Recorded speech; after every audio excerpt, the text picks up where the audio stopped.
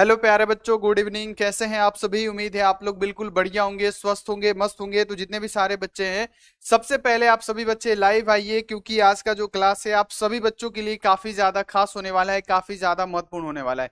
क्योंकि आज के क्लास में हम लोग क्लास 12 का फिजिक्स और फिजिक्स का जो चैप्टर 1 है, वैद्युत आवेश तथा क्षेत्र, ठीक है, इसका आज हम लोग सब्जेक्टिव क्वेश्चन करने वाले हैं, जो आपके फाइनल बोर्ड परीक्षा में इससे काफी ज्यादा क्वेश्चन, यानी इस चैप्टर से 2 से 3 शॉर्ट क्वेश्चन आपके फाइनल बोर्ड परीक्षा में देखने को मिलता है। ठीक है, तो आपको हम बता दें कि आज का जो प्रश्न होगा एग्जाम लेवल का होगा, जो 2026 बोर्ड परीक्षा के लिए काफी ज्यादा महत्वपूर्ण होगा। तो जितने भी सारे बच्चे हैं, फटाफट से एक बार आप लोग सेशन को शेयर करिए और जल्दी से जल्दी आप लोग लाइव आने की कोशिश करिए, ताकि क्लास को शुरू किया जाए। और चैनल पे बाबू पहली बार आए हैं तो फटाफट से क्या करिए, चैनल को सब्सक्राइब करके बेल आइकन को प्रेस करके ऑल पे, और लाइक नहीं किए हैं तो फटाफट से एक बार आप लोग लाइक कर दीजिए, क्योंकि लाइक करना आप सभी बच्चों के लिए बहुत ज्यादा आवश्यक होता है। और जितने भी सारे बच्चे हैं व्हाट्सएप ग्रुप में नहीं ज्वाइन है, तो नंबर नोट कीजिए मेरा 913574 है ना, 2024। ठीक है, आप इस पे मैसेज करिए और व्हाट्सएप ग्रुप में ज्वाइन हो जाइए। और प्यारे बच्चों, आज जो सब्जेक्टिव क्वेश्चन कराएंगे ना, उम्मीद है कि आप सभी बच्चों को इसी क्लासरूम में ही आपको ये सारे के सारे ऑब्जेक्टिव क्वेश्चन याद हो जाएगा, है ना। सारे के सारे ऑब्जेक्टिव क्वेश्चन क्या हो जाएंगे, आपको इसी क्लासरूम में याद हो जाएगा। तो जितने भी सारे बच्चे हैं, उम्मीद है कि आप लोग एक बार सेशन को शेयर करिए और उस टाइप से आपको समझाएंगे, ताकि क्लासरूम में जितने भी सारे बच्चे किस मतलब जितने भी सारे बच्चे, चाहे वो कमजोर बच्चे हैं, चाहे मीडियम बच्चे हैं, चाहे तेज बच्चे हैं, सभी बच्चों को समझ में आएगा। पक्का गारंटी वादा करते हैं आपसे। चलिए तो क्लास को शुरू करें। और जैसे प्यारे बच्चों, आपको पता है कि लक्ष्य बैच पूरा यूट्यूब पे स्टार्ट हो चुका है, लेकिन प्यारे बच्चों बात किया जाए तो इसका पीडीएफ नोट्स का मात्र 499 प्राइस है। कितना प्राइस है बाबू? मात्र 499 पूरे साल के लिए, जिसमें पूरा ऑब्जेक्टिव सब्जेक्टिव बाबू गेस क्वेश्चन अंतिम में मिलेगा, जो एग्जाम में लड़ेगा। तो ले लीजिए बाबू। सिंपल क्या करना है, आस्क बोर्ड का, है ना, आस्क बोर्ड का एप्लीकेशन जाके, एप्लीकेशन मतलब क्या, प्ले स्टोर से जाके डाउनलोड करना है, वहीं से जाके परचेस कर लेना है। नहीं तो एक नंबर नोट कीजिए, 62 99 24 89 35। ठीक है, आप इस पे संपर्क कर सकते हैं। तो जितने भी मेरे प्यारे बच्चे हैं, है ना, एक बार यस बोलिए मुस्कुरा के कि यस गुरुदेव, क्लास को शुरू कर दीजिए। एक बार बोलिए कि यस गुरुदेव, क्लास को शुरू कर दीजिए, ताकि हम क्लास को शुरू कर दें। आस्क बोर्ड का स्टूडेंट विवेक, बहुत अच्छा। नरेंद्र कुशवाहा, नवीन कुशवाहा, चले, नंदन कुमार रिजवाना आस्क बोर्ड की, अभिनव, बहुत बढ़िया। छोटन, नमस्ते बाबू। मधु कुमारी झारखंड से, बहुत बढ़िया। संजीव, बहुत बढ़िया। सभी बच्चे, आदित्य, सिमरन, आकाश, मनीषा, नीतीश, आनंद, रॉकी, अमित, बहुत अच्छा। आकाश पांडे, जी गुरुदेव। चलिए तो बाबू क्लास को शुरू करते हैं और पहला नंबर क्वेश्चन लगाते हैं, जो आपके एग्जाम में अब की बार पूछे जाने की संभावना है बच्चे। कौन सा? तो आवेश संरक्षण का सिद्धांत क्या है? और बाबू डेट फिक्स हो गया है कि इसका जो फर्स्ट चैप्टर का एमसीक्यू होगा, वो प्यारे बच्चों कब होगा? संडे को होगा, है ना। आपको ध्यान में रखना है कि संडे को 6 बजे से होगा। तो ये आपको क्लियर कर लेना है। 80 ऑब्जेक्टिव क्वेश्चन होगा, और 80 ऑब्जेक्टिव में से 8 से 9 ऑब्जेक्टिव क्वेश्चन आपके फाइनल बोर्ड परीक्षा में देखने को मिलेगा। तो बाबू संडे को इसका एमसीक्यू कराया जाएगा, बिल्कुल इत्मीनान से। और बाबू 6 बजे से ये क्लास स्टार्ट होगा, 7:30 बजे हम लोग का वो क्लास खत्म होगा, ध्यान में रखिएगा, ठीक है। तो चलिए बाबू, सबसे पहले कि आवेश संरक्षण सिद्धांत यहाँ पे क्या होता है। तो बाबू आवेश संरक्षण सिद्धांत को सबसे पहले आप लोग बताइए, हमने आपको पढ़ाया था कि आवेश संरक्षण सिद्धांत को बाबू किसने मतलब बताया, है ना। आवेश संरक्षण सिद्धांत क्या है, आवेश संरक्षण सिद्धांत को किसने दिया था? सबसे पहले तो बाबू आप लोग ध्यान में रखिएगा, आवेश संरक्षण सिद्धांत को एक वैज्ञानिक थे जिनका नाम था बेंजामिन फ्रैंकलिन, ठीक है। तो आवेश संरक्षण सिद्धांत किसने दिया? तो बेंजामिन फ्रैंकलिन ने दिया। और इनके अनुसार क्या होता है, ना तो आप आवेश को उत्पन्न कर सकते हैं, ना ही आप आवेश को क्या कर सकते हैं, नष्ट कर सकते हैं। आवेश को आप क्या कर सकते हैं बाबू? स्थानांतरित कर सकते हैं, और आवेश को क्या कर सकते हैं, आप महसूस कर सकते हैं सिर्फ, ठीक है। और आवेश जो होता है क्या होता है? क्वांटमीकृत होता है। और आवेश जो होता है योगात्मक होता है। आवेश ना उत्पन्न होगा ना नष्ट होगा, और यही क्या है बाबू? हमारा आवेश संरक्षण का सिद्धांत है। तो क्या ये आपको याद हो गया? एक बार बताइए। आवेश संरक्षण सिद्धांत क्या है, ये क्या कहता है? तो आवेश संरक्षण सिद्धांत कहता है कि आवेश को ना तो उत्पन्न किया जा सकता है, आवेश को ना ही नष्ट किया जा सकता है, आवेश को एक जगह से दूसरे जगह पे हम लोग स्थानांतरित कर सकते हैं, और आवेश क्या होता है, संरक्षित होता है। ये भी आप लोग क्लियर रखिएगा। और आवेश क्या होता है, योगात्मक होता है, और आवेश जो होता है क्वांटमीकृत होता है। तो इतना आपको क्लियर हो गया। तो लिखिएगा कि आवेश संरक्षण सिद्धांत को किसने दिया, तो बाबू बेंजामिन फ्रैंकलिन ने दिया था। क्लियर रखिएगा कि आवेश संरक्षण सिद्धांत को किसने दिया था, बेंजामिन फ्रैंकलिन ने दिया था। इनके अनुसार विद्युत आवेश को ना तो उत्पन्न किया जा सकता है और ना ही इसे नष्ट किया जा सकता है, अतः विद्युत आवेश ब्रह्मांड में क्या है, सदैव ही क्या रहता है, संरक्षित रहता है। और यही क्या है बाबू, तो आवेश संरक्षण का सिद्धांत है। तो ये आप लोग क्लियर कर लीजिएगा। और ये क्या क्वेश्चन आपको याद हुआ बाबू? डेफिनेशन हम बहुत अच्छी तरीके से बनाते हैं, आपके लैंग्वेज में बनाते हैं ताकि आपको याद हो जाए, ठीक है? क्योंकि आप गूगल पे सर्च करेंगे ना तो आवेश संरक्षण सिद्धांत का बहुत सारा ऐसा डेफिनेशन होगा जो आपको बहुत लेंदी लगेगा, लेकिन हमारा जो डेफिनेशन है वो बाबू सबसे इजी होता है। ये आप लोग क्लियर रखिएगा। क्लियर हो गया बच्चे? एक बार बताइए यस। यस गुरुदेव, बहुत बढ़िया, वेरी गुड। चलिए आगे बढ़ जाते हैं। ये देखिए क्वेश्चन कितना जबरदस्त है बच्चे। क्वेश्चन क्या है कि वैद्युत क्षेत्र की तीव्रता से आप क्या समझते हैं? बाबू वैद्युत क्षेत्र की तीव्रता से आप क्या समझते हैं? वैद्युत क्षेत्र क्या होता है ये आप लोग को सबसे पहले समझना पड़ेगा। तो वैद्युत क्षेत्र क्या होता है, मान लीजिए कि कोई प्लस क्यू आवेश है तो इसका कोई अपना क्षेत्र होता है ना बाबू, इसका कोई अपना क्षेत्र होता है। अब इसके पास कोई अन्य आवेश लाएंगे, ये कोई प्लस क्यू आवेश है तो इसका कोई अपना क्षेत्र है ना बाबू, है ना? तो इसके अंदर कोई यहाँ पे याद रखना है कि प्लस क्यू आवेश लाएंगे तो बाबू क्या करेगा, इससे ये प्रतिकर्षित करेगा, या कोई माइनस क्यू आवेश इसके पास लाएंगे तो ये कितना मतलब क्या, ये क्या करेगा, आकर्षित करेगा, है ना? तो ये क्या होता है, वैद्युत क्षेत्र होता है। लेकिन वैद्युत क्षेत्र की तीव्रता, तीव्रता का मतलब क्या होता है, इंटेंसिटी, इंटेंसिटी का मतलब क्या होता है, मजबूती। यानी इस वैद्युत क्षेत्र के अंदर कोई हम प्लस क्यू आवेश ला रहे हैं तो ये कितना तेजी से प्रतिकर्षित करता है, कितना बाबू यहाँ पे याद रखना है कि ये क्या दिखलाता है, इंटेंसिटी दिखलाता है। यानी तीव्रता का मतलब होता है मजबूती, है ना? तो ये आपको याद रखना है कि अगर किसी हम लोग वैद्युत क्षेत्र में, है ना, कोई बिंदु लाते हैं, कोई प्लस क्यू चार्ज लाते हैं तो कितना प्रबल रूप से ये प्रतिकर्षित करता है, चाहे कितना प्रबल रूप से ये कोई माइनस क्यू आवेश आता है तो उसको आकर्षित करता है। इसी को हम लोग क्या कहते हैं प्यारे बच्चों, तो वैद्युत क्षेत्र की तीव्रता कहते हैं। कोई भी मान लेते हैं प्यारे बच्चों कि कोई यहाँ पे कोई नेताजी ही है, ठीक है, तो इनका कोई एक क्षेत्र होता है कि हाँ ये इसी क्षेत्र के नेताजी है ना, ये इसी क्षेत्र के नेताजी है ना? तो ये प्यारे बच्चों क्या करेंगे कि इसी क्षेत्र का विकास करेंगे, है ना? ये आपको याद रखना। अब इस क्षेत्र में कोई गुंडा मावाली आएगा तो क्या करेंगे बाबू, जितना नजदीक आएगा उतना जोर से लात मारेंगे उसको, है ना, भगाएंगे, है ना? और कोई अच्छा आदमी आया तो क्या करेंगे, अपने पास बुलाएंगे। यानी वही बात हो गया प्यारे बच्चों कि कोई भी आवेश होता है तो उसका कोई अपना क्षेत्र होता है। अब इसके अंदर कोई अन्य आवेश आ जाए, जैसे प्लस क्यू आवेश आ जाए, तो दोनों तो क्या हो गया, सजातीय आवेश हो गया। और सजातीय आवेशों में क्या होता है, प्रतिकर्षण होता है। तो कितना तेजी से यह प्रतिकर्षित करता है, कितना दम दिखलाता है, वही होता है इसका तीव्रता। यानी बोला जाए इसका डेफिनेशन कि वैद्युत क्षेत्र के किसी बिंदु पर रखा गया एकांक धन आवेश जितना बल का अनुभव करेगा उसे क्या कहेंगे प्यारे बच्चों, उस बिंदु पर वैद्युत क्षेत्र की तीव्रता कहते हैं। और वैद्युत क्षेत्र की तीव्रता को हम लोग ई से सूचित करते हैं, इक्वल टू क्या होता है, एफ बटा में क्यू नॉट होता है। ये आप लोग क्लियर रखिएगा, ठीक है? ये आप लोग क्लियर रखिएगा, ठीक है? यानी एक एग्जांपल हम आपको दे देते हैं कि मान लीजिए कि ये आपके पिताजी हैं, है ना, मान लेते हैं कि ये हम लोग के पिताजी है, प्लस क्यू आवेश क्या है, पिताजी है। अब प्यारे बच्चों हमने बदमाशी किया है, ठीक है, अब प्यारे बच्चों इनके पास आके, जितना पास आके जबान लड़ाएंगे, मान लीजिए कि इनके पास आके अगर हम जबान लड़ाते हैं तो खूब होमचैले लात मारेंगे तो क्या होगा, हम ज्यादा बल अनुभव करेंगे, है ना बाबू? इस बिंदु पे आएंगे, अब पिताजी है, पिताजी से फोन पे आप बात करिएगा, जबान लड़ाइएगा तो पिताजी डांट देंगे, है ना, बोल देंगे, है ना, हो सकता है आपको गाली भी दे दे, ठीक है, उसके बाद से छोड़ देंगे आप। तो आप सामने आके, है ना, अब सामने आके पिताजी से अब जबान लड़ाइएगा तो पिताजी क्या करेंगे, अपना बल दिखाएंगे, यानी दू लात दू तबड़क मारेंगे। यानी वो कितना बल आप अनुभव करिएगा वही होता है उस बिंदु पे तीव्रता।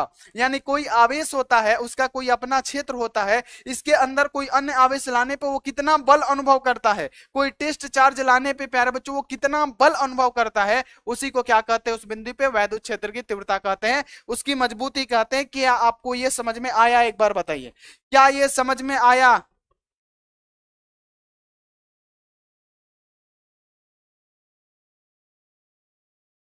चलिए बताइए, क्लियर हो गया? Clear clear. यानी तीव्रता का मतलब समझिए मजबूती। यानी यहाँ पे साफ लिखा गया है कि वैद्युत क्षेत्र के किसी बिंदु पर रखा गया एकांक धनावेश जितना बल अनुभव करता है उस बिंदु पर हम लोग क्या कहते हैं, वैद्युत क्षेत्र की तीव्रता कहते हैं। और इसका एसआई मात्रक क्या होता है, न्यूटन प्रति कूलम। यानी इसका फॉर्मूला क्या होता है, इक्वल टू एफ बटा में क्यू नॉट। बल को किस में मापते हैं, अथवा बल को न्यूटन में मापा जाता है, तो आप क्या कहेंगे, बल को न्यूटन, है ना, न्यूटन। प्रति आवेश को किस में मापते हैं, तो आप बोलिएगा कि कूलम में मापते हैं गुरुजी, तो न्यूटन प्रति कूलम हो गया। इसे हम लोग एन बाई सी लिखते हैं, चाहे एन सी इनवर्स भी लिखते हैं। ये आप लोग क्लियर रखिएगा। अब बाबू एक क्वेश्चन आता है कि वैद्युत क्षेत्र की तीव्रता का बीमा बताइए। अब कोई बच्चा हमसे बीमा बता दीजिए, देख लेते हैं कौन सा बच्चा बताता है। वैद्युत क्षेत्र की तीव्रता का बीमा कोई बच्चा लिख दीजिए, आंसर लगाइए, देखते हैं किसका राइट आंसर आता है। कौन सा बच्चा है जो वैद्युत क्षेत्र की बीमा का बाबू बता देता है, वैद्युत क्षेत्र की बीमा, फटाफट फटाफट।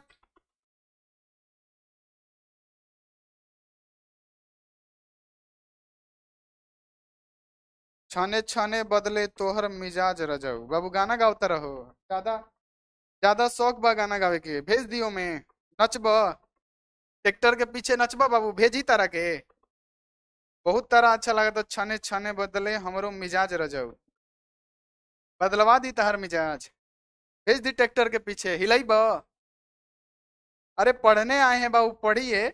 देखिए यहाँ पे बीमा की बात करें तो वैद्युत क्षेत्र की बीमा कैसे निकालेंगे हम आपको बता देते हैं। वैद्युत क्षेत्र का फॉर्मूला क्या होता है प्यारे बच्चों, इक्वल टू क्या होता है, एफ बटा में बाबू क्या होता है, क्यू नॉट होता है। तो बाबू एफ का मतलब क्या, बल। बल की बीमा क्या होती है, यहाँ पे हम निकाल के दिखाते हैं। बल की बीमा क्या होती है, बल की बीमा प्यारे बच्चों क्या होती है, यहाँ पे हम निकाल के दिखाते हैं, ठीक है। बल की बीमा क्या होती है, तो प्यारे बच्चों बल की बीमा की बात करें तो एम एल टी के पावर -2 होता है, और बट्टा में क्या है, आवेश। आवेश की बीमा क्या होती है बच्चे, तो एटी होती है। तो अब देखिए यहाँ पे एम एल है ना, टी माइनस में 2 है, और ये टी ऊपर जाएगा तो एक और माइनस चढ़ेगा, तो टी के पावर -3, और ए ऊपर जाएगा तो इनवर्स में, तो ये क्या होता है, तो बाबू ये होता है वैद्युत क्षेत्र की तीव्रता का बीमीय सूत्र। क्लियर हुआ, क्लियर हो गया, कैसे निकलता है आपको स्पष्ट हो गया बच्चे, एक बार बताइए क्लियर।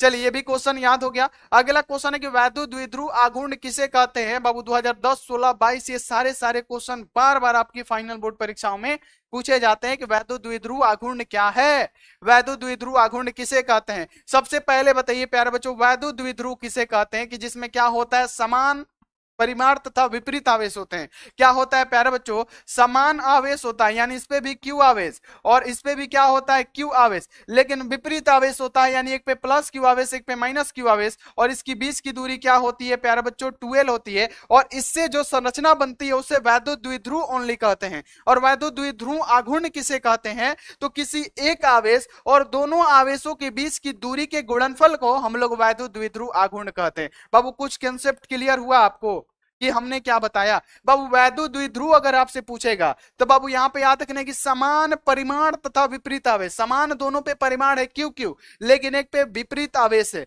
यानी समान परिमाण और विपरीत आवेश और इनके बीच की दूरी जो है, इससे जो संरचनाएं बनती है उसे हम लोग क्या कहते हैं, तो बाबू वैद्युत द्विध्रुव कहते हैं। और वैद्युत द्विध्रुव आघूर्ण किसे कहते हैं, तो कोई एक आवेश, या तो ये आवेश या तो ये आवेश, कोई एक आवेश और उसके दोनों बाबू क्या बीच की दूरी के गुणनफल को हम लोग क्या कहेंगे प्यारे बच्चों, तो वैद्युत द्विध्रुव आघूर्ण कहेंगे। यानी क्या होगा, वैद्युत द्विध्रुव के किसी एक आवेश और उसके बीच की दूरी मतलब क्या, उसके बीच की दूरी के गुणनफल को हम लोग क्या कहते हैं, वैद्युत द्विध्रुव आघूर्ण कहते हैं। इसे P से प्रदर्शित करते हैं। P इक्वल टू क्या होता है, Q इंटू यहाँ पे क्या होता है, D होता है। अब बोलिएगा गुरुदेव ये P equal to Q into D कैसे हो गया, तो कोई एक आवेश उसकी बीच की दूरी को हम लोग डी से सूचित करते हैं, ठीक है।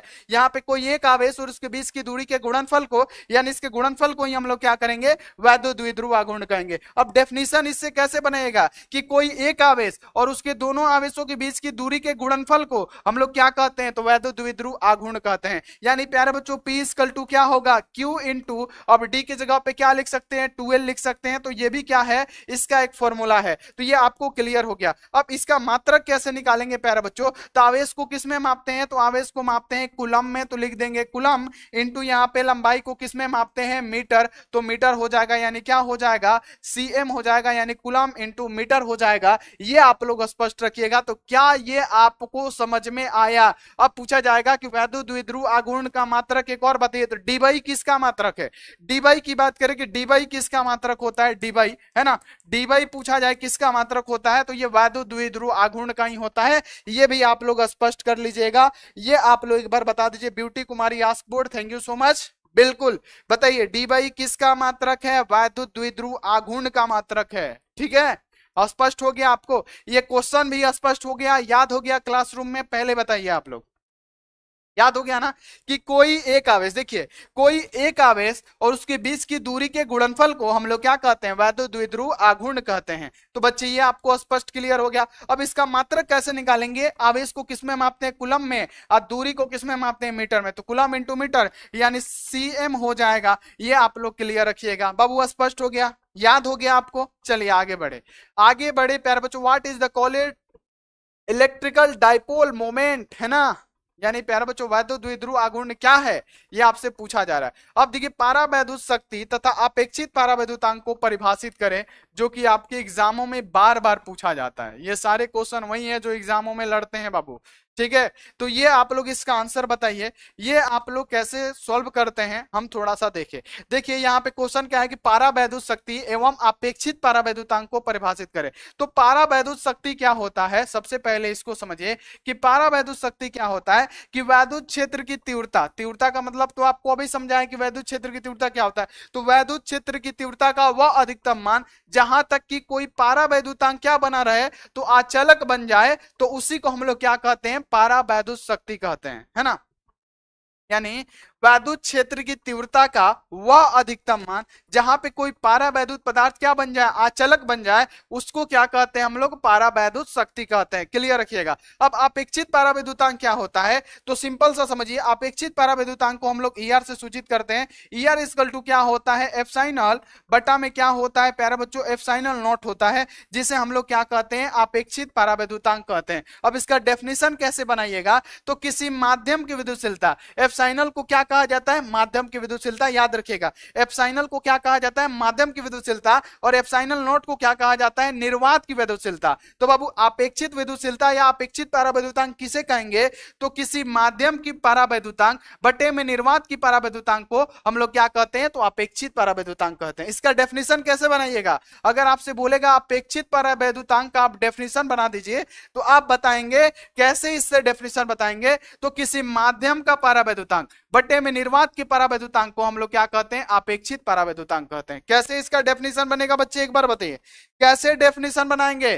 तो आप बताएंगे किसी माध्यम का पारावैद्युतांक बटे में निर्वात के पारावैद्युतांक को हम लोग क्या कहते हैं? अपेक्षित पारावैद्युतांक कहते हैं। बाबू स्पष्ट हो गया कि नहीं? तो लिखिएगा किसी माध्यम का पारावैद्युतांक और निर्वात के पारावैद्युतांक के अनुपात को हम लोग माध्यम का सापेक्षित पारावैद्युतांक कहते हैं। इसे हम लोग किससे सूचित करते हैं? ईआर से सूचित करते हैं। ईआर इक्वल टू क्या होता है? तो किसी माध्यम का पारावैद्युतांक बटे में निर्वात के पारावैद्युतांक को हम लोग क्या कहते हैं? अपेक्षित पारावैद्युतांक कहते हैं। ये आप लोग क्लियर रख लीजिएगा। और प्यारे बच्चों कभी भी याद रखिएगा कि किसी भी पदार्थ का ईआर का मान क्या होता है प्यारे बच्चों? इनफिनाइट होता है। और कितना से अधिक होता है? तो ग्रेटर देन होता है प्यारे बच्चों 1, जो कि क्वेश्चन आपके ऑब्जेक्टिव में पूछे जाते हैं।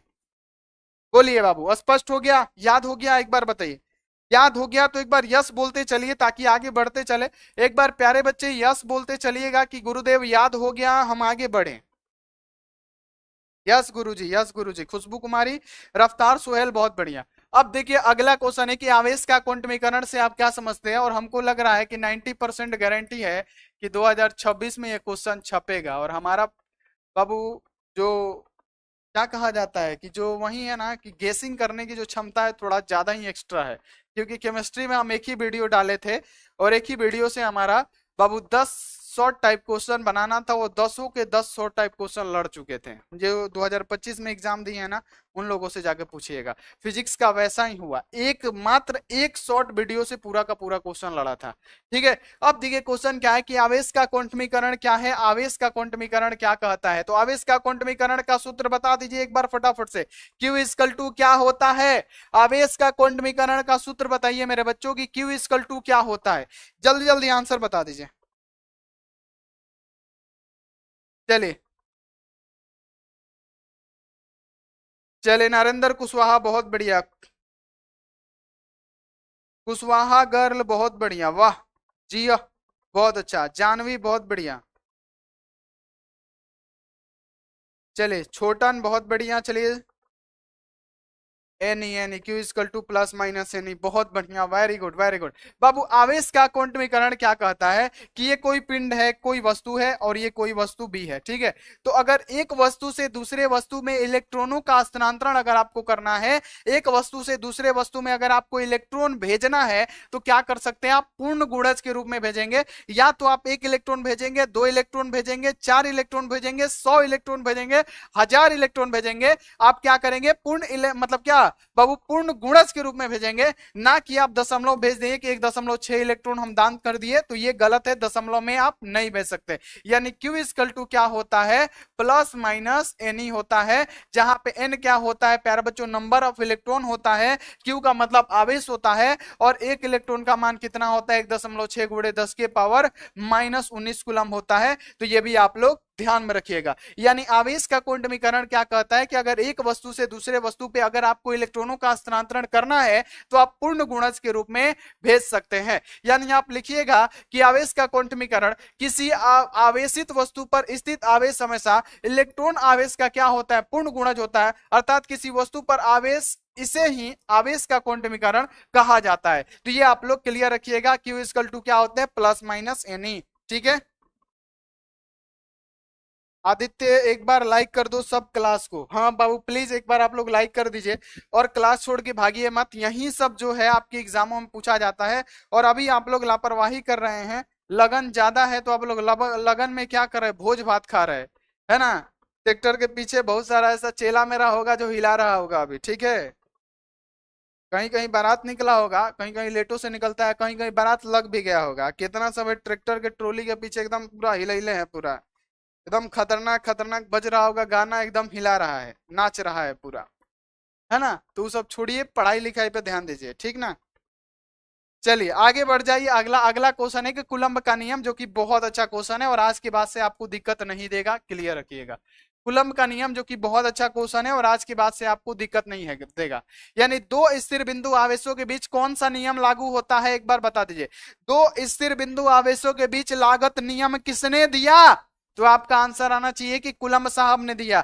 दो स्थिर बिंदु आवेशों के बीच जो लागत नियम है प्यारे बच्चों किसने दिया, यानी ये प्यारे बच्चों Q1 आवेश है और ये Q2 आवेश है, और इसकी बीच की दूरी जो है बाबू क्या है, इसकी बीच की दूरी जो है बाबू क्या है, R है। ठीक है, ये आपको समझ में आ गया। अब देखिए बाबू यहाँ पे कि आवे मतलब कुलम्ब का नियम क्या कहता है, समझिएगा प्यारे बच्चों। अब इस टाइप से आपको कुलम्ब का नियम कोई बताएगा नहीं, और आप समझिए कि कुलम्ब का नियम क्या करता है कि दो स्थिर बिंदु आवेशों के बीच लगने वाला जो फोर्स है ना। अब बाबू यहाँ पे Q1 और Q2 है, ठीक है, याद रखना है कि दो स्थिर बिंदु आवेशों के बीच जो लगने वाला बल है एक दूसरे के समानुपाती होता है। तो दो बिंदु आवेशों के बीच जो लगने वाला बल है प्यारे बच्चों क्या होगा, समानुपाती होगा दोनों आवेशों के गुणनफल, यानी Q1 और Q2 के। तो Q1 इंटू क्या लिख देंगे, Q2, इसे मान लेंगे समीकरण 1। ठीक है, इतना आपको क्लियर हुआ कि दो स्थिर बिंदु आवेशों के बीच जो लगने वाला बल है समानुपाती हो जाएगा दोनों आवेशों के बीच की दूरी के गुणनफल के, तथा यही बल क्या होता है प्यारे बच्चों, व्युत्क्रमानुपाती होता है इसके बीच की दूरी के वर्गों के, है ना। यहां पे आपको समझ में आ रहा होगा कि दो स्थिर बिंदु आवेशों के बीच लगने वाला बल समानुपाती होता है एक दूसरे के, तथा इसकी बीच की दूरी के वर्गों के व्युत्क्रमानुपाती होता है। यही जो बल है प्यारे बच्चों व्युत्क्रमानुपाती होता है, इसकी बीच की दूरी क्या है, R, इसके वर्गों के, इसे मान लेंगे समीकरण 2। बाबू समझ में आया, समझ में आया ये क्या होता है, समझ में आया ये क्या होता है। बाबू याद रखना है कि कूलम्ब का नियम क्या है कि दो स्थिर बिंदु आवेशों के बीच जो लगने वाला बल है एक दूसरे के समानुपाती होता है। तो दोनों आवेशों के बीच लगने वाला बल समानुपाती होता है तथा यही बल क्या होता है, इसके बीच की दूरी के वर्गों के व्युत कर्मानुपाती होता है। तो इसी वही जो बल है क्या होता है, इसके बीच की दूरी क्या है आर, इसके वर्गों के व्युत कर्मानुपाती होता है, जिसे मान लेंगे समीकरण 2। अब डेफिनेशन देखिए कि दो स्थिर बिंदु आवेशों के बीच लगने वाला बल दोनों आवेशों के मात्राओं के गुणनफल के क्या होता है, अनुकर्मानुपाती, तथा उसके बीच की दूरी के वर्गों के क्या होता है प्यारे बच्चों, यहाँ पे क्या होता है, वर्गों के व्युत कर्मानुपाती होता है। ये आप लोग क्लियर रखिएगा, जिसे हम लोग कूलम्ब का नियम कहते हैं। अब समीकरण 1 और 2 को मिलाएंगे तो एफ में एफ मिलेगा तो क्या हो जाएगा एफ, और समानुपाती हो जाएगा, और यहाँ पे क्या हो जाएगा प्यारे बच्चों, तो यहाँ पे आपको याद रखना है कि एफ समानुपाती क्या हो जाएगा, Q1 इंटू यहाँ पे हो जाएगा Q2 और बटे में क्या हो जाएगा आर स्क्वायर हो जाएगा। अब प्यारे बच्चों एक स्टेप और इसको सोल्व करेंगे तो एफ है तो एफ समानुपाती हटेगा, इक्वल टू लगेगा, लेकिन एक कांस्टेंट लगाया जाता है के। कभी भी समानुपाती हटेगा इक्वल टू लगेगा, लेकिन एक कांस्टेंट लगेगा के, और यहाँ पे क्या हो जाएगा Q1 इंटू Q2 और बटे में क्या हो जाएगा आर स्क्वायर। अब ये के का मान क्या होता है, चूंकि लिखिएगा कि के इक्वल टू क्या होता है 1 में 4 पाई एप्सिलॉन नॉट होता है, तो यहाँ पे एफ इक्वल टू क्या लिखेंगे, के का मान क्या लिखेंगे 1 में 4 पाई एप्सिलॉन नॉट इंटू प्यारे बच्चों क्या लिखेंगे Q1 इंटू Q2 है ना, और बट्टे में क्या हो जाएगा आर स्क्वायर। और इसी नियम को हम लोग कूलम्ब का नियम कहते हैं। क्या ये आपको स्पष्ट हुआ, आपको क्लियर हो गया, एक बार बताइए।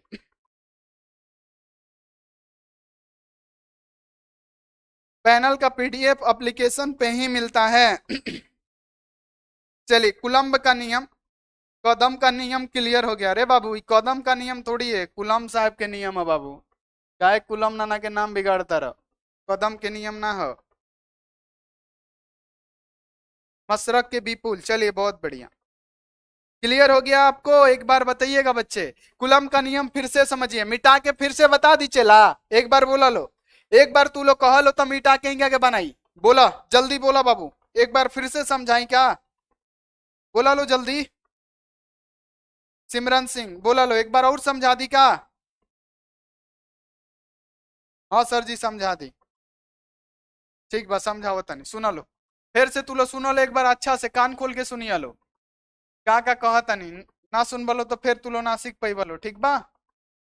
देखिए यहाँ पे क्या है प्यारे बच्चों, ध्यान में रखना है कि कूलम्ब का नियम दो स्थिर बिंदु आवेशों के लिए ही लागू होता है। तो कूलम्ब का नियम आप कैसे बताएंगे बाबू, तो आप लिखिएगा कि दो स्थिर बिंदु आवेशों के बीच लगने वाला जो बल होता है, कि दो स्थिर बिंदु आवेशों के बीच जो लगने वाला बल है यह समानुपाती होता है दोनों आवेशों के गुणनफल के, यानी दोनों आवेशों का गुणनफल क्या Q1 इंटू Q2 क्या हो गया, इसका गुणनफल हो गया। तो इतना आपको क्लियर हो गया कि दो स्थिर बिंदु आवेशों के बीच लगने वाला बल दोनों आवेशों के गुणनफल के क्या होता है प्यारे बच्चों, समानुपाती होता है, तथा इसकी बीच की दूरी का, यानी यही जो बल होता है इसकी बीच की दूरी क्या है, इसके वर्गों के व्युत्क्रमानुपाती होता है, इसे मान लेंगे समीकरण 2। और समीकरण 1 और 2 को जब मिलाएंगे तो एफ से एफ मिलेगा तो प्यारे बच्चों एफ ही बनेगा, ठीक है। तो यहां पे आपको ध्यान में रखना है एफ समानुपाती हो जाएगा। अब प्यारे बच्चों ऊपर क्या हो जाएगा Q1 इंटू Q2, क्या हो जाएगा मेरे बच्चे Q1 इंटू क्या हो जाएगा Q2, अब बटे में क्या हो जाएगा आर स्क्वायर हो जाएगा।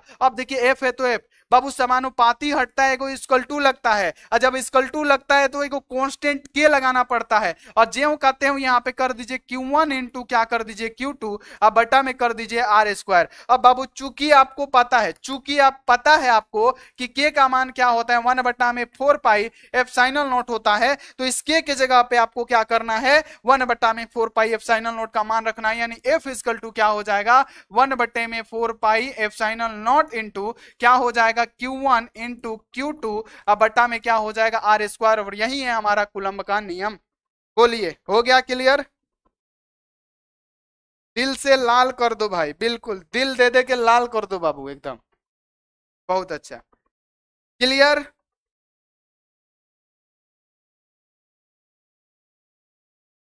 आवेश के बीच समान बल लगता है, ठीक है बिल्कुल। मशरक के बिग पुल बहुत बढ़िया, वेरी गुड। लाना सिंह जी बहुत बढ़िया, नमस्ते। चलिए अगला क्वेश्चन है कि गॉस का नियम, बाबू गॉस का नियम आपको पढ़ाए है ना, सिद्ध भी किए हैं, याद करिएगा। सिद्ध भी किए हैं। याद रखिएगा कि गॉस का नियम क्या है।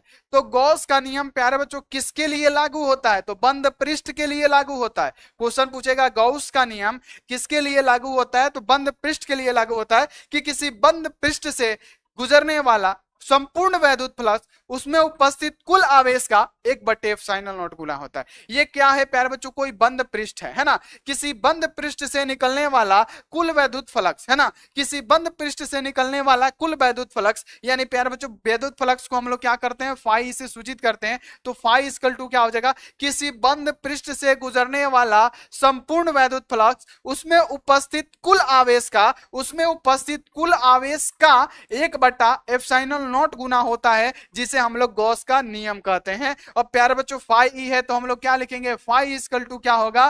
क्यू बटे में ε0, जो कि हमारा क्या है? गॉस का नियम है। तो ये आपको क्लियर हो गया जी कि किसी बंद पृष्ठ से गुजरने वाला संपूर्ण वैद्युत फ्लक्स, किसी बंद पृष्ठ से गुजरने वाला संपूर्ण वैद्युत फ्लक्स उसमें उपस्थित आवेश का 1/ε0 गुना होता है, जिसे हम लोग क्या कहते हैं? गॉस का नियम कहते हैं। इसका बाबू सत्यापन भी कर चुके हैं, थ्योरी में आपको पता होगा। मारिएगा गॉस का नियम बाई यास्क बोर्ड तो आ जाएगा। ठीक है, तो यहाँ पे आपको क्लियर हो गया कि किसी बंद तल से निकलने वाला संपूर्ण वैद्युत फ्लक्स, किसी बंद पृष्ठ से गुजरने वाला संपूर्ण वैद्युत फ्लक्स उसमें उपस्थित कुल आवेश का, कुल विद्युत धारा का क्या होता है प्यारे बच्चों? याद कर लेना है कि 1/ε0 गुना होता है, जिसे हम लोग गॉस का नियम कहते हैं। बताइए, क्लियर?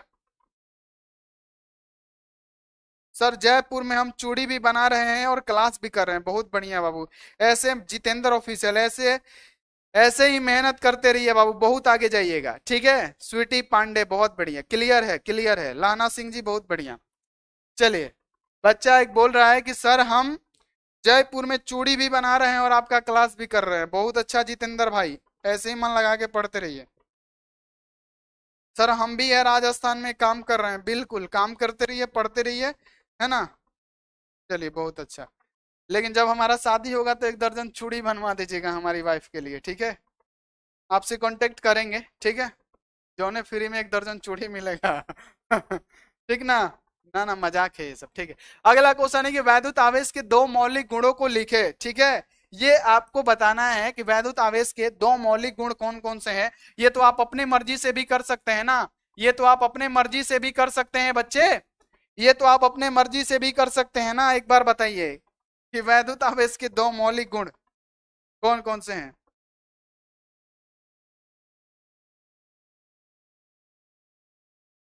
चलिए बताइए फटाफट से, सर आपके लिए फ्री है बिल्कुल।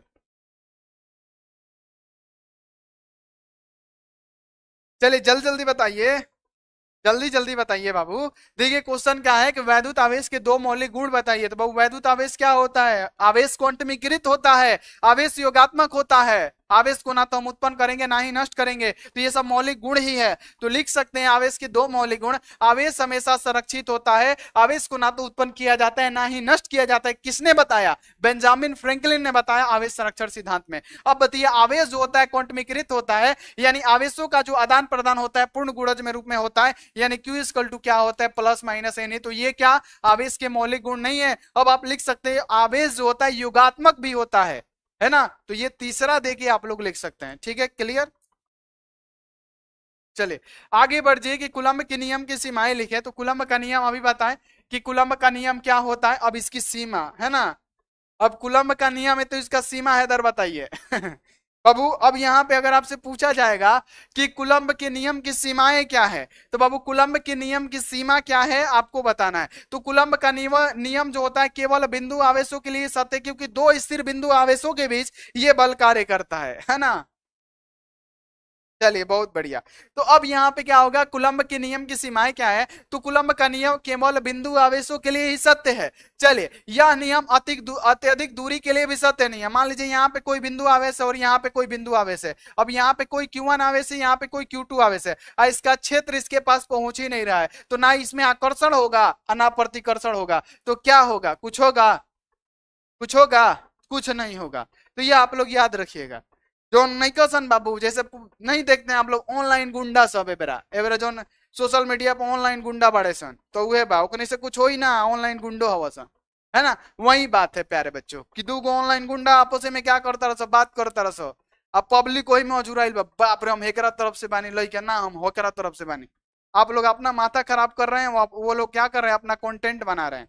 वही ऑनलाइन गुंडा वाला हाल हो जाए कि ज्यादा दूरी रहेगा तो दोनों कुछ करेगा नहीं, आपसे में खाली मुंह से बात करेगा, वही बात होगा, है ना। तो ये क्या होगा कि ज्यादा अत्यधिक दूरी पे रहेगा तो दोनों में क्या होगा, ना आकर्षण होगा ना प्रतिकर्षण होगा, आपको पता है ना। तो ये बल काम करेगा ही नहीं, ठीक है। तो ये आप लोग क्लियर रखिएगा। यह नियम 10 के पावर -15 मीटर से कम दूरी के लिए भी सत्य नहीं है, और यह एक यूनिवर्सल नियम नहीं है, यानी यह एक सार्वत्रिक नियम नहीं है। यह जो नियम है केवल बिंदु आवेशों के लिए ही सत्य है। तो क्या बच्चे क्लियर हो गया।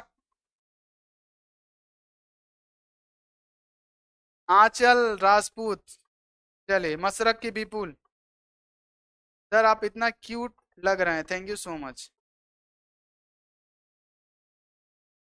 मधु कुमारी, सर जी आप भोजपुरी बहुत अच्छा बोलते हैं, thank you so much. Bhojpuri हम लोग आन है, बान है, शान है।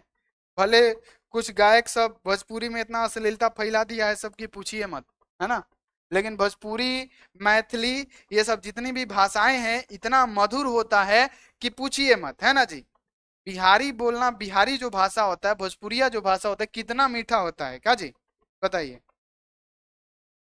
चलिए आगे बढ़ जाइए। अगला अगला क्वेश्चन है कि आवेश के आयतन घनत्व की परिभाषा दे और इसका ये सही मात्रक को लिखे। कि आवेश का आयतन घनत्व क्या होता है, बच्चे ये बताइए। आवेश का आयतन घनत्व क्या होता है, इसके मात्रक को लिखे और इसका परिभाषा दे। तो प्यारे बच्चों हमने लीनियर चार्ज डेंसिटी पढ़ाया था। आवेश का रैखिक घनत्व कि किसी चालक के एकांक आवेश पे, किसी चालक के एकांक लंबाई पे वितरित आवेश को हम लोग रैखिक आवेश घनत्व कहते हैं। उसी प्रकार से हमने बताया था कि आवेश का आयतन घनत्व क्या होता है। तो हमने आवेश के आयतन घनत्व में बताया कि किसी चालक के एकांक आयतन पे, किसी चालक के एकांक आयतन पे वितरित आवेश को हम लोग क्या कहते हैं, आवेश का आयतन घनत्व कहते हैं। बाबू क्लियर हुआ कि आवेश का आयतन घनत्व क्या है। तो किसी चालक के एकांक आयतन पे वितरित आवेश को हम लोग क्या कहेंगे, आवेश का आयतन घनत्व कहेंगे। इसे रो से सूचित किया जाता है, और रो इक्वल टू क्या होता है प्यारे बच्चों, क्यू बटे में भी होता है। क्यू का मतलब होता है आवेश, और प्यारे बच्चों भी का आयतन, आयतन क्या होता है, क्यूब में होता है, यानी कूलम प्रति मीटर क्यूब क्या हो जाएगा, इसका मात्रक हो जाएगा। तो क्या बच्चे ये भी आपको स्पष्ट हो गया।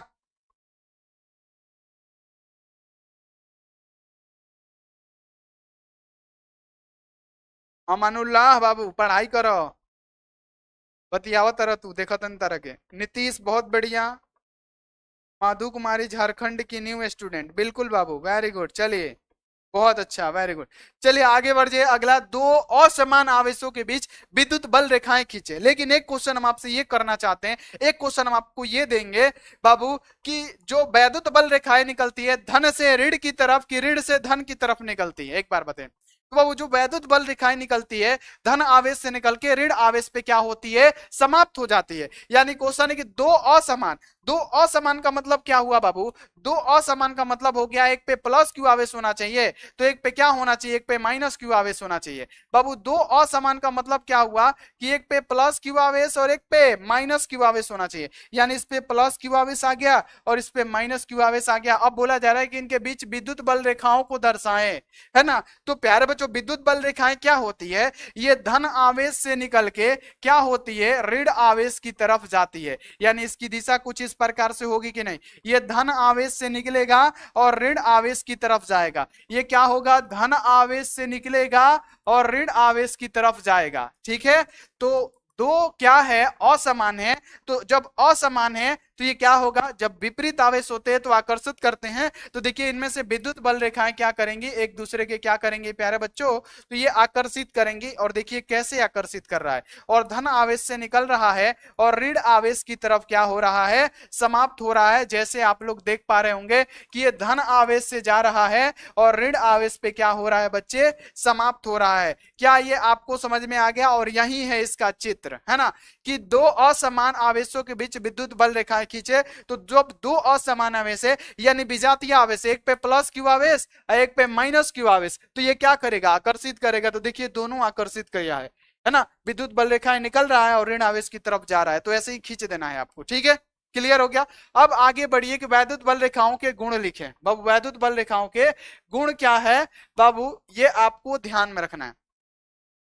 इलेक्ट्रिकल फोर्स लाइंस का प्रॉपर्टीज बताना है आपको कि क्या होता है। तो वैद्युत बल रेखाएं धन से निकलकर वक्र बनाती हुई ऋण आवेश पे जाके समाप्त हो जाती है। तो बाबू यहाँ पे क्या हुआ, वैद्युत बल रेखाएं धन से निकली और ऋण पे जाके क्या हो गई, समाप्त हो गई। तो वही चीज बात यहाँ पे भी बोला जा रहा है कि वैद्युत बल रेखाएं धन से निकलकर वक्र बनाते हुए ऋण आवेश पे जाके क्या हो जाती है, समाप्त हो जाती है। ठीक है, वैद्युत बल रेखाएं कभी भी एक दूसरे को काटती नहीं है, वैद्युत बल रेखाएं एक दूसरे को प्रतिच्छेद नहीं करती है, यह आपको याद रखना है। अगर काटेगी तो काटन बिंदु पर दो स्पर्श रेखाएं होंगी, अर्थात वैद्युत बल दो दिशाओं में होगा, जो असंभव है, इम्पॉसिबल है। ठीक है, अगला है कि वैद्युत बल रेखाएं जितनी पास पास होंगी वहां पे प्रबल वैद्युत क्षेत्र होगा। जहां पे वैद्युत बल रेखाएं ज्यादा संख्या में होगी वहां का वैद्युत क्षेत्र भी क्या होगा प्यारे बच्चों, मजबूत होगा। और जहां पे दूर दूर पे रहेंगी तो वहां का वैद्युत क्षेत्र क्या होगा, कमजोर होगा। तो ये आप लोग क्लियर रखिएगा। चलिए,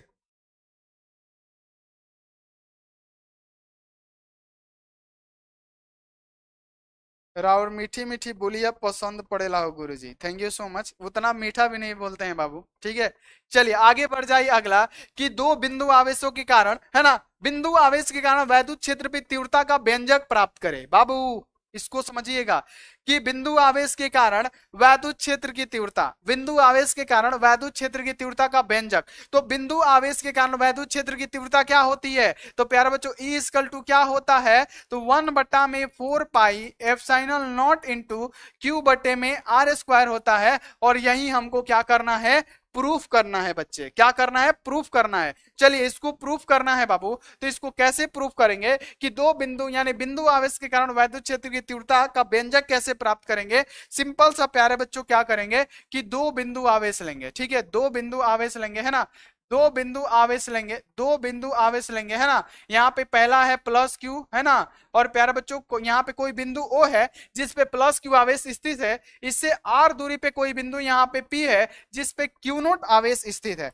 यहाँ पे क्या है, यहाँ पे क्यू नोट आवेश स्थित है, प्लस क्यू नोट आवेश स्थित है। इतना आपको क्लियर रखना है बाबू। इसकी तीव्रता का व्यंजक अगर आपको प्राप्त करना है, आपको प्रूफ करना है, आपको लाना है E equal to 1/4 pi epsilon not into Q बटे में आर स्क्वायर, ये आपको प्रूफ करना है। तो सबसे पहले क्या करेंगे कि मानेंगे कि कोई बिंदु ओ है। कैसे माना, कोई बिंदु ओ है जिसपे प्लस क्यू आवेश स्थित है, इससे आर दूरी पे कोई बिंदु पी है जिसपे प्लस क्यू नोट आवेश स्थित है, और इसकी बीच की जो दूरी है वो क्या है, आर है, और इसके बीच का पारावैद्युतांक के है। इतना लिखिएगा।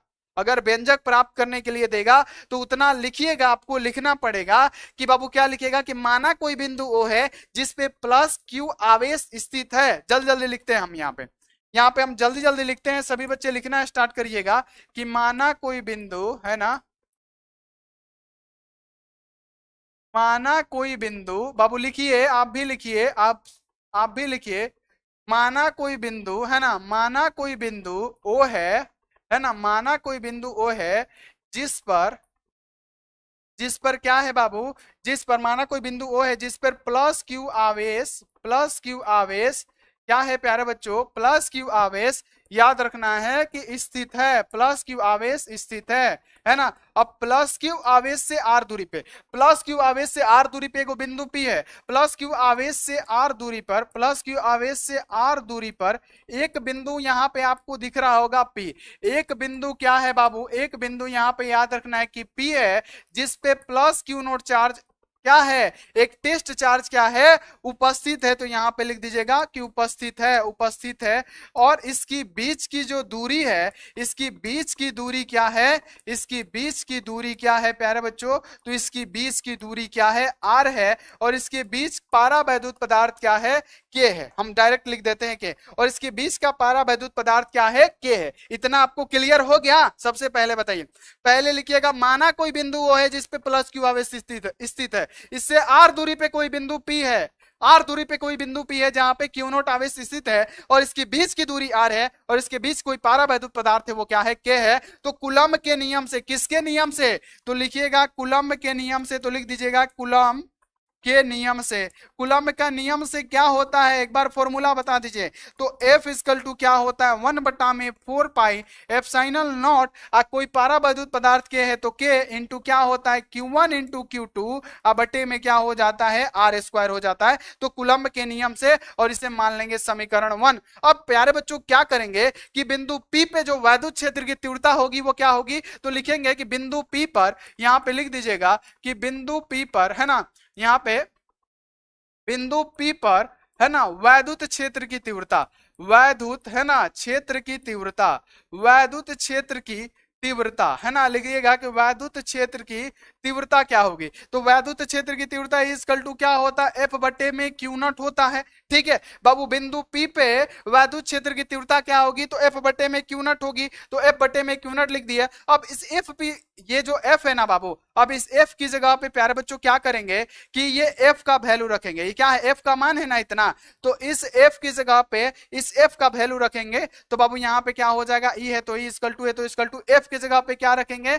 1/4 पाई एप्सिलॉन नॉट के इंटू क्या रखेंगे Q1 इंटू Q2 बटे में क्या हो जाएगा प्यारे बच्चों आर स्क्वायर, और फिर पूरा बटा में क्या बचेगा क्यू नॉट बचेगा। अब क्या होगा प्यारे बच्चों, यहाँ पे Q इंटू क्यू नॉट हो जाएगा। ठीक है, अब यहां से क्या होगा एक बार आप लोग ध्यान में रखिएगा कि ये क्यू नॉट से ये क्यू नॉट क्या हो गया कट गया क्या हो गया, कट गया। तो इधर क्या बचा ई, ई इक्वल टू क्या बचा, तो 1 में याद रखना है 4 पाई एप्सिलॉन नॉट के इंटू क्या बचा क्यू है ना, क्यू इंटू यहाँ पे क्यू नॉट, और बटा में क्या बचा प्यारे बच्चों, तो यहाँ पे आर स्क्वायर बचा।